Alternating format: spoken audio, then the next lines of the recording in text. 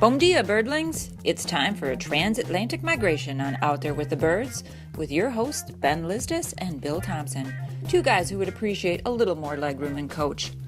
Out There with the Birds is supported by Kowa Sport Optics, makers of the legendary 883 Prominar Spotting Scope.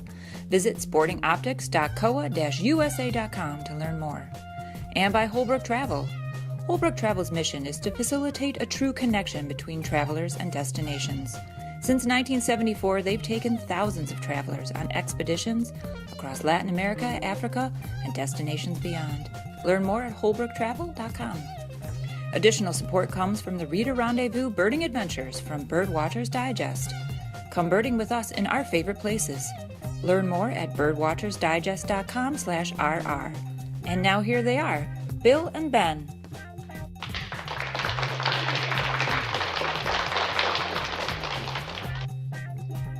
Well, Ben, here we are in Mertila in the Alentejo region of Portugal. And describe what you see from where we're sitting right now. Yeah, boy, this is a great view. So we're in the back of the hotel, up on a balcony overlooking a river, or is it a tributary? The Guadiana River. The Guadiana River. To our right is an old fortified castle of sorts. And we have house martins swooping down in and around us. And what I'm trying to do from the balcony here is get a blue rock thrush for the balcony list. I hear it. There's one singing down there. Yeah, I don't see it yet, though. But Oh, there it goes. It's flying right there from the telephone pole. It just flew Yep, down. yep. Now it's flying back to that little tree. Yeah, perfect. All right. And there's a white stork down there. Yeah, Not a wood stork. the white stork. White Yeah, stork. wanted to be sure to get that rock thrush for the hotel room list, though. So There it is. It's back up by the pole. Yep. Okay. Well, that's cool. Well, so we're over here on our first international reader rendezvous from Birdwatchers Digest, and how have you been enjoying it so far? Oh my gosh, Portugal has been such a great experience. All of the times that I've had the benefit of birding in Europe, it's always been, much further north, not on the Iberian Peninsula, and this is a really unique flavor down here in terms of the habitat, the cork forests, the steppes here. It's nothing like places I've birded in Europe before, and it has really kind of a South American vibe to it, almost, with the climate and the ecology, it seems. Yeah, and we've been racking up some great birds. I think we're somewhere 140 some species. Some of the highlights: great bustard, little bustard, black-bellied sand grouse, lots of hoopos, which is probably, according to João Jara, our amazing, accomplished guide here in Portugal, that's the bird that most Americans especially want to see when they come here to Portugal. Well, it's one of those strikingly charismatic birds. Right. Just looks so goofy, easy to identify in flight, flashy. Right. That long, skinny beak and the flashy crest on it. Yep. What's not to love about a bird like that? Like a cockatoo in a flicker. Something Got like it on, that. and Something this like is what that. happened. Yeah. So what have been some of your other moments or bird highlights that you've had here? Some of the eagles, the Iberian imperial eagle, the booted eagle, the golden eagles. So some of these large raptors that we're seeing out in the steppes have really been fun to see in their habitat. The Montagu's harriers, we're seeing so many of those. Yeah, they're everywhere. And really not all that different than our northern harrier back home in terms of behavior or plumage, but they just really seem to be abundant, and I've really been enjoying those. Yeah, for a bird that's the harriers as a family are not doing well worldwide. They're persecuted in a lot of places, losing habitat, and they're one of those migratory species, of course, that often gets shot at here, and birds flying across the Mediterranean from Africa to Eurasia. So it's nice to see an abundance of harriers here anyway. They seem to be doing well here in Alentejo. So we're southeast of Lisbon, and we're here for another day of birding and another night. and then we're headed to the Algarve region down along the coast. And there'll be some other different birds there, more water-oriented stuff. This is really much more dry steppe and dry woodland birds here. We got to go up to the, as you mentioned, the fortress, citadel, castle. It's the old walled city here in Mertila. And I think that's what probably set the hook for me when I was here a year ago on a familiarization trip to get to know Portugal a little bit. And it made me think about bringing a group of people here. It's the history. Like, you just feel like everywhere you look, something has been happening here, either nature-wise for millions of years or humanity-wise for thousands of years. Well, and I love the travel element of birding, and I think that the two complement one another in terms of the experiences you have, and certainly Portugal is the kind of place where culturally it's fascinating. It's obviously very old culture. Portugal has a rich history. The food here is fantastic. There's a completely culturally identified cuisine, even in the various regions we went to. Starting out in Lisbon, tons of seafood. You come out, more towards Mertila, and you're getting a lot more of this, kind of interior type of cuisine. The wines, the people. It's really been the kind of birding trip that I like, which has a high degree of cultural elements as well. The sense of place that you get when you're birding here. Another thing that's interesting to me about birding in Europe in general that I always kind of forget is that the birds are never that close here. It does seem like the wildlife here is a little bit more skittish. They've had a couple makes you 100 wonder more years of evolution with man, I guess, or something along those lines. I suppose that's true. We were talking about hunting and really hunting of. There's been such a long history of hunting birds here that it's hard to get really close to these birds. They tend to be hidden a little bit more. I find myself grabbing 10-power binoculars here more than I ever do back home. Right.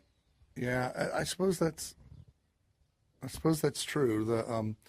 And of course, a lot of the birds that are migrant birds returning here now for the summer breeding season, these are birds that probably would have run the gauntlet of the illegal hunting, trapping, netting that happens in so many countries between here and the wintering grounds and the wintering grounds and the breeding grounds. So I guess I don't blame the birds here for being a little skittish. And yet, here we are in a town that has thousands of house martin nests, mud nests, jug-shaped up under the eaves of houses, and people seem to live harmoniously with them. I haven't seen anybody out, swatting those things down with a broom or knocking them down with a stick. Plus, just down the river here from where we are, is probably the largest colony in Portugal of lesser kestrels. Nesting. Certainly, I think culturally, the relationship with people and birds, the tide has turned in the favor of birds. I think there's a lot more appreciation now, and certainly in a town like Mertila, you're seeing the tourism business, kind of shifting from a hunting-based tourism to more of a nature observation, I guess is what you'd call it, type of a tourism, as there's this little bit of a cultural shift going on, and it's great to see that. And certainly, I think maybe after a while, the birds around here will feel a little bit less gunned after, if you will. Yeah, maybe. I think they do. They have a lot of hikers here, a lot of bike, cycling tourists come here. Obviously, a lot of boat kayakers or paddlers. We're looking down on an old stone-walled enclosure that was probably some kind of a building at one point. It's filled with kayak and sculling shells ready to be used. And then on down at the river, there are a bunch of pontoon boats and other little crafts for rowing, skiffs and whatnot. This river's been used for a really, really long time for mostly, I would say, commerce and transport. But now it's much more of obviously a recreational body of water. So there's not as much olive oil moving up and down this river as there used to be. Right. I think it's a neat country, Portugal. Many people have heard of it. It's sort of Spain's, neighbor, little brother in a way. And I know we've been teasing Joao about the rivalry with Spain because, Spain has, as a country, has come on as a birding destination in a huge way over the last decade, maybe 2 decades. And Portugal's kind of a little less known. But I have to say, having birded in both places, I prefer Portugal just from more of a mellowness standpoint. It's fewer people in the places I've been in the southern third of Portugal, southern half of Portugal. More small towns where you can get, out and have the rural birding experience that you need. Like here in Mertila, today we had lunch in the little cafe in a tiny little village in the middle of the steppe. We were literally 5 minutes from seeing great bustard and little bustard and black-bellied sand grouse and all the larks and all the raptors and harriers and everything, right in to have a family-style meal at this cafe, Cecilia's, and then right back out birding right after that. So I love that about Portugal. And, of course, having Joao as our guide has been super because he knows everybody. He's like the mayor of southern Portugal. It seems like you can cover a lot of different birding habitat here too without having to spend a lot of time in a vehicle, and that's always kind of nice. Right. You get to get somewhat familiar with a place, right? And I really enjoy that. So we've got about another week here of Yeah. birding. It's hard to believe. It's one of the longer trips I've ever been on for birding, and it's been fun. I think everybody's having a good time. It seems like it. Seeing lots and lots of birds, high degree of lifers. Nobody on the trip has been to You even got Maine a or lifer on Portugal. this I even trip. got golden oriole, which was sweet lifer. A bird I've always seen in the field guides and never really got to encounter before. Along with the bee ear, one of Europe's most colorful birds, I would say. Mm-hmm. Yep, definitely.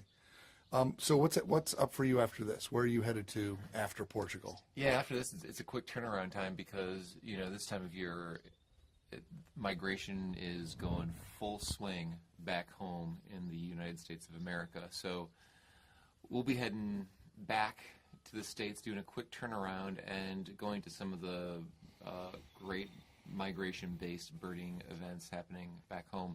Looking forward to the New River Birding Festival, which is in West Virginia.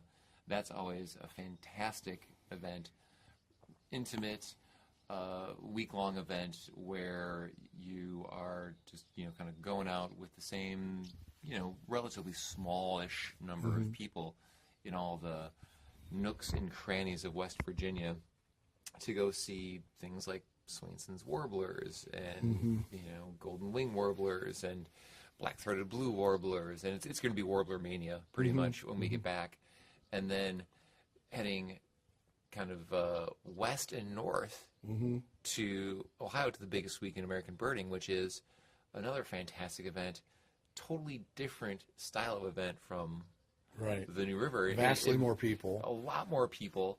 And, the birds at that event, all it's warblers, and at eye level, I was telling someone it's almost like going to a zoo to see warblers. Yeah, it is. And I don't mean it because there's so many people there. It's like a zoo, but I mean you just go there and you walk along the boardwalk at McGee Marsh, and it is like there's all the birds right in front of you. They're not up in the treetops necessarily. Granted, they're up in the treetops as well, but they're so accessible. Well, they're concentrated there because really that's the last stop of sliver of habitat between several miles of Lake Erie and then Canada, where their breeding grounds are, and south of there it's soybean fields for miles and miles and miles. So this is the last bit of habitat these birds can dive into, and the birders take advantage of that and get to see them up close while they're in a feeding frenzy. It's something you have to experience at least once in your life. It's really nice. And I would say one of the things that I really enjoy about the biggest week in birding, and it's not for every birder, is that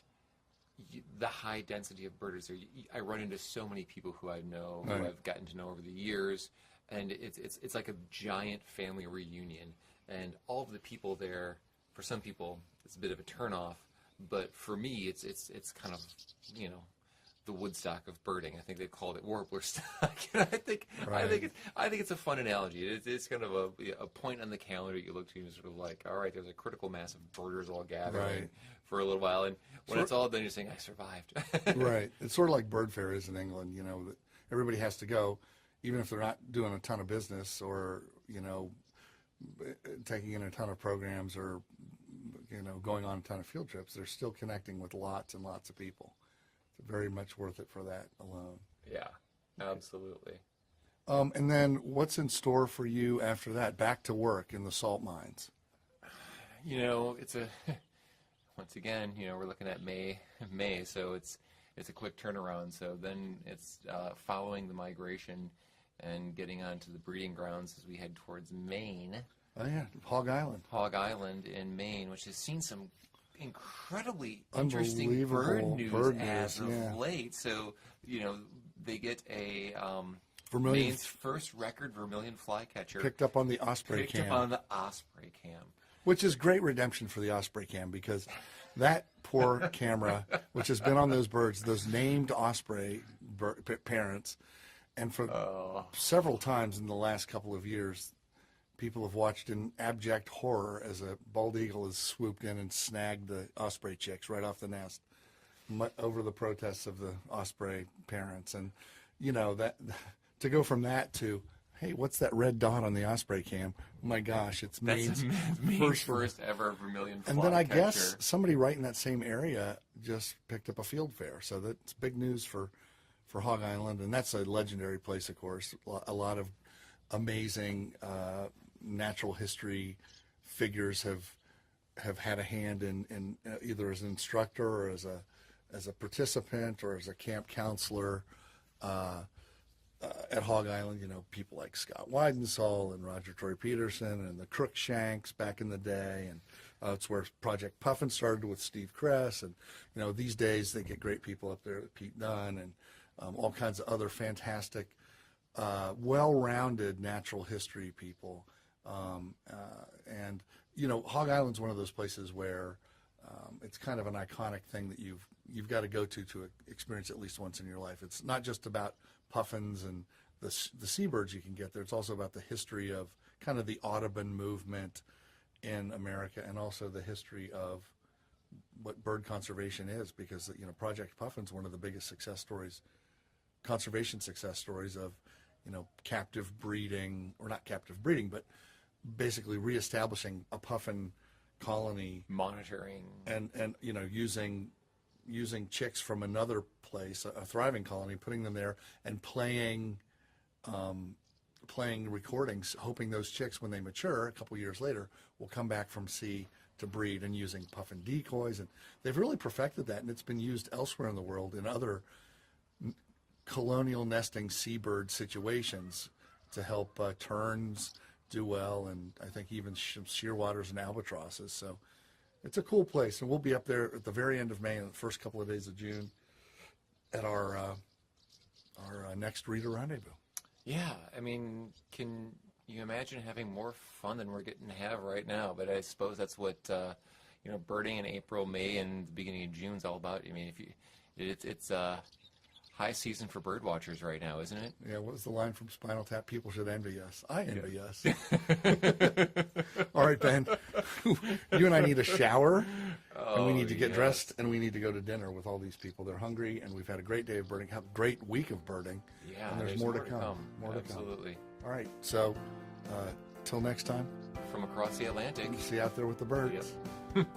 That's a wrap for this episode of Out There with the Birds. Special thanks to Koa, our optic sponsor. Learn more about their fine line of birding products at sportingoptics.koa-usa.com. And thanks to Holbrook Travel. Learn about the Holbrook Travel experience at holbrooktravel.com. We're also supported by the Reader Rendezvous Birding Adventures from Birdwatchers Digest. Your next birding adventure starts at birdwatchersdigest.com/RR. Tune in next time for some more noise with the boys, Bill and Ben. Until then, keep your eyes to the skies, and we'll see you out there with the birds. Adios!